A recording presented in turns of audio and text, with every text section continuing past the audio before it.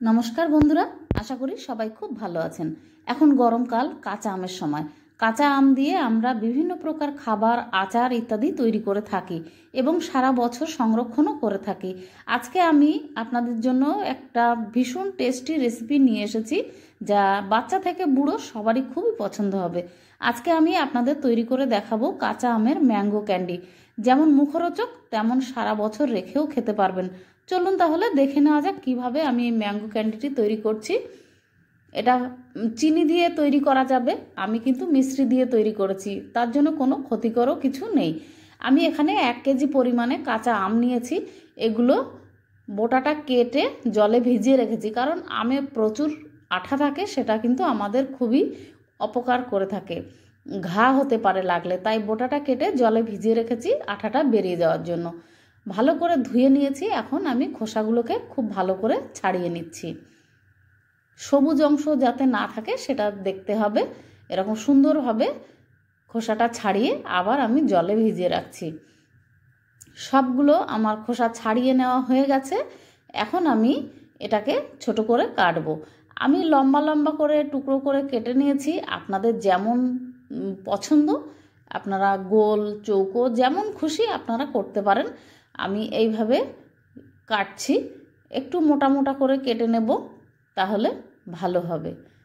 ভিতরের বীজটাকে বের করে নিতে হবে, কারণ ওটা খাওয়া যায় না, একটু কষকষ থাকে।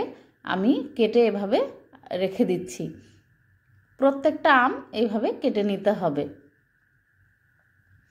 খুব বেশি মোটাও করা চলবে না এবং খুব বেশি পাতলাও করা চলবে না। আমি এভাবে কিন্তু সমস্ত আমগুলোকে কেটে নিয়েছি। দেখুন কেমন সাইজ তৈরি করেছি। খুব বেশি মোটা করলে ভিতরে রস ঢুকতে অসুবিধা হবে এবং পাতলা করলে ভেঙে যাওয়ার একটা ভয় থাকে। তাই একটা মিডিয়াম সাইজ আমি তৈরি করেছি। আপনারা চৌকোভাবেও কেটে নিতে পারেন। এরপরে আমি এতে দেওয়ার জন্য মিশ্রি নিয়েছি। 1 কেজি আমের জন্য আমি 500 গ্রাম মিশ্রি নিয়েছি। এটা চিনি দিয়েও কিন্তু তৈরি করা যাবে, কিন্তু চিনি অনেকে খেতে চায় না, তার জন্য আমি মিশ্রি ব্যবহার করেছি। টেস্ট কিন্তু একই রকম আসবে। এই মিশ্রিটা একটু দলা দলা টাইপের থাকে, এটাকে আমি মিক্সিতে গুঁড়ো করে পাউডার টাইপের তৈরি করে নিয়েছি। আপনারা চাইলে চিনিও ব্যবহার করতে পারেন, কোনো সমস্যা নেই। আমি কিছুটা জল সসপ্যানে নিয়ে গরম করে নিয়েছি। এই জলের মধ্যে 1 চামচ পরিমাণে লবণ দিয়ে দিলাম। ভালো করে জলের সাথে মিশিয়ে নিচ্ছি। এর মধ্যে আমি টুকরো করে কেটে রাখা আমগুলোকে দিয়ে দিচ্ছি। এটাকে বয়েল করে নেব। খুব বেশি সময় কিন্তু আমি বয়েল করব না, কারণ কাঁচা আম বয়েল হতে কিন্তু খুব বেশি সময় লাগে না। তবে খেয়াল রাখতে হবে, এমনভাবে সিদ্ধটা করতে হবে যেন একদম গলে না যায়, আবার কাঁচাও না থাকে। ঠিক এরকম হয়ে গেছে। দেখুন একদম কিন্তু নরমও হয়নি, আবার শক্তও নেই। এই পর্যায়ে আমি এটাকে নামিয়ে নেব। ফ্লেমটাকে অফ করে দিলাম। এখন আমি হালকা হাতে আমগুলোকে তুলে একটা পাত্রে রেখে দেব। খেয়াল রাখবেন যাতে ভেঙে না যায়। খুব বেশি নরম হয়ে গেলে কিন্তু আমগুলো টুকরো টুকরো হয়ে যাবে বা ঘেটে যাবে, তাহলে কিন্তু খেতে ভালো হবে না, তৈরি করলেও দেখতেও ভালো লাগবে না, ভালো হবেও না।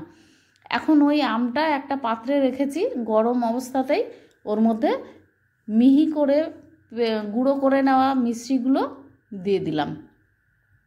অর্ধেকটা পরিমাণে মিষ্টি আমি এখানে দিয়ে দিয়েছি। এরকমভাবে ঢেকে ওপর থেকে রেখেছি। কোনো ঘাটাঘুটি করা যাবে না, কারণ সিদ্ধ করা আম এমনিতেই নরম। ওপর থেকে খালি মিষ্টিগুলো দিয়ে আমি কিছুক্ষণের জন্য রেখে দেবো ঢাকা দিয়ে। 2 থেকে 2.5 ঘন্টা পরে এটাকে দেখুন কেমন এসেছে। মিষ্টিগুলো কিন্তু একদমই গলে গেছে, জল হয়ে গেছে। কিছুই করতে হবে না, খালি ওপর থেকে দিয়ে দিলে এরকম হবে। 2 ঘন্টা পরে আমি এটা তুলেছি ঢাকাটা। দেখুন কি অবস্থা। আমটা দেখুন কি সুন্দরভাবে এর মধ্যে মিষ্টিটাকে অ্যাবজর্ব করে নিয়েছে। এরপরে আমি ওপর থেকে হালকা হাতে আমগুলোকে তুলে নেব। একটা একটা করে তুলে নিতে হবে। কোনো বড় পাত্রে সুন্দর করে সাজিয়ে নিতে হবে। হালকাভাবে করতে হবে, কারণ আমগুলো একদমই নরম। পুরো আমটাকে আমি তুলে নিয়েছি। দেখুন মিষ্টিটা কিন্তু এরকম হয়েছে, পুরো জল হয়ে গেছে। এটাকে ফেলবেন না, এটা কিন্তু খাওয়া যায়, খুব সুন্দর টেস্ট হয়, হালকা টক টক টাইপের থাকে, আবার মিষ্টিও থাকে। এটাকে আপনি বরফের ট্রেতে করে ফ্রিজে রেখে দিতে পারেন, আইসক্রিমের মতো খাওয়া যাবে। আর আমগুলোকে এইভাবে একটা বড় থালাতে আমি সাজিয়ে নিয়েছি। এরপরে এটাকে আমি 2-3 দিন রোদে দেব। 2-3 দিন রোদে দেওয়ার পরে আমগুলো কিন্তু শুকনো হয়ে গেছে। দেখুন কত সুন্দর শুকনো হয়ে গেছে, কিন্তু একদম শক্ত করে ফেলবেন না, মোটামুটি নরম থাকবে আর শুকনোও হবে, জল ভাবটা থাকবে না, এরকম পর্যায়ে তুলে নিতে হবে। আমি একটা বড় বোলের মধ্যে নিয়ে নিয়েছি আমগুলোকে। এখন বাকি যে মিষ্টিগুলো ছিল তার সাথে এটাকে মিশিয়ে নেব। ওপর থেকে মিষ্টিগুলোকে আমি দিয়ে দিচ্ছি। যেহেতু একটু নরম নরম আছে, এই উপরের মিষ্টিগুলো কিন্তু এতে আটকে থাকবে। ওপর থেকে মিষ্টি দিয়ে খুব ভালো করে মিশিয়ে নিতে হবে। হাত দিয়ে মেশানোর দরকার নেই, ওপর থেকে দিলেই কিন্তু এতে আটকে থাকবে। এইভাবে তৈরি করে দেখবেন, খেতে কিন্তু ভীষণ টেস্টি হয়, কোনো খাটনি নেই, যে কেউ কিন্তু এটা তৈরি করতে পারবে।